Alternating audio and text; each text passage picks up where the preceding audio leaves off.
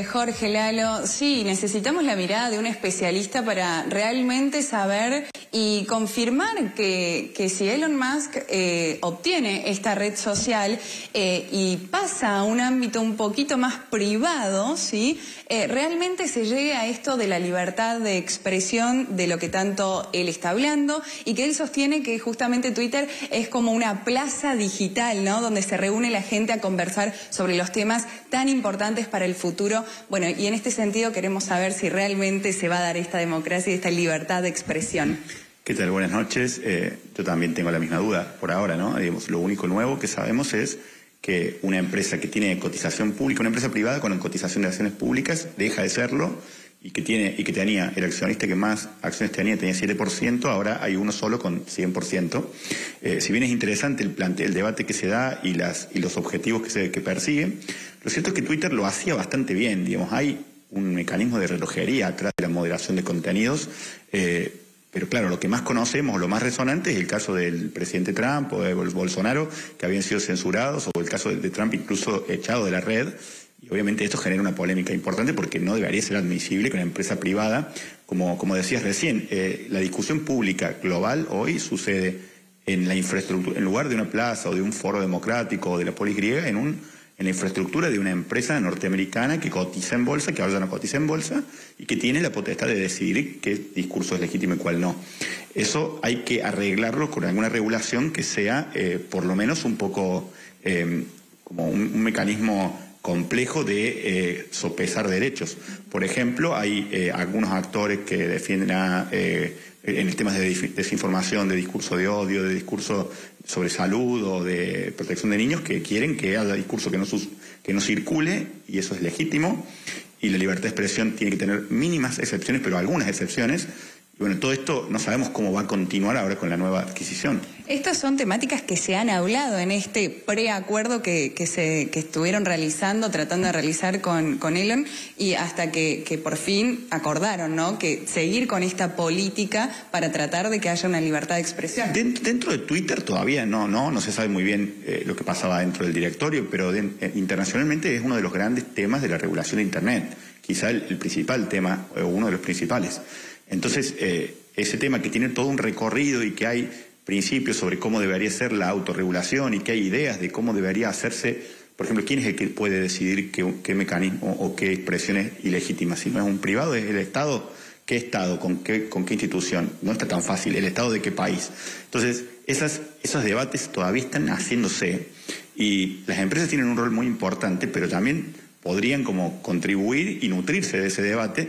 Si la empresa pasa a ser de un solo dueño, digamos, ojalá lo haga muy bien, pero no está tan claro qué va a pasar. Claro, a la expectativa de que los usuarios después veamos reflejado esto en el día a día, ¿no?, y en el uso de la red social. También se habla de esto de etiquetar o que haya un aviso donde, por ejemplo, haya implicado financiación por parte de un gobierno o que tenga que ver con distintas empresas, algunos tweets, ¿no? Estas etiquetas ya las usan las redes, Twitter lo hace bastante bien, salvo en los momentos en los que hay polarización, ¿no? La guerra con Rusia es también una guerra de desinformación en muchos planos, no solamente desde Occidente, sino, por supuesto, desde los medios rusos y orientales.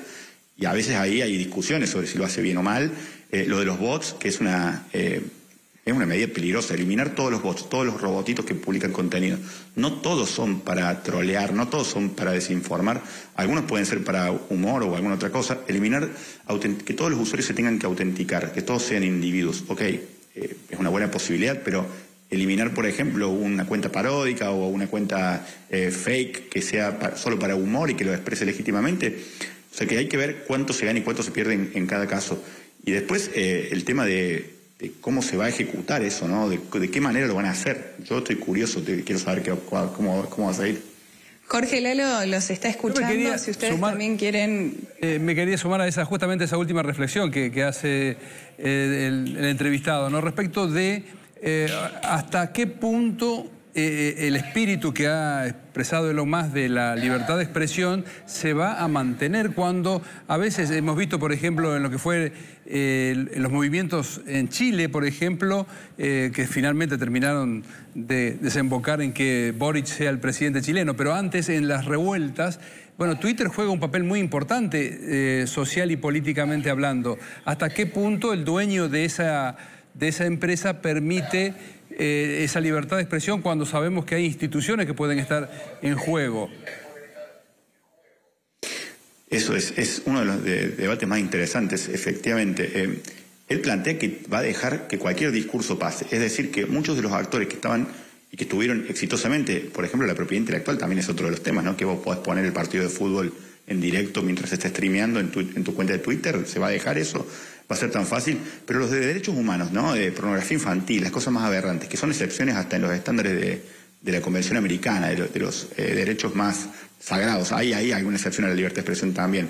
¿Cómo vamos a hacer este mecanismo de relojería con una sola empresa ahora, ¿no? Digamos, también cómo se haría la regulación pública sería bien difícil, pero en este caso, él no es un filántropo retirado que solo está pensando en el bien del mundo. Está en su pico de productividad, es el hombre más rico del mundo, tiene empresas de áreas disruptivas de la tecnología. La verdad es que está interesante está por verse cómo cómo va a evolucionar. Es bueno que plantee que la libertad de expresión tiene que ser plena, pero después calibrar esto va a ser interesante también.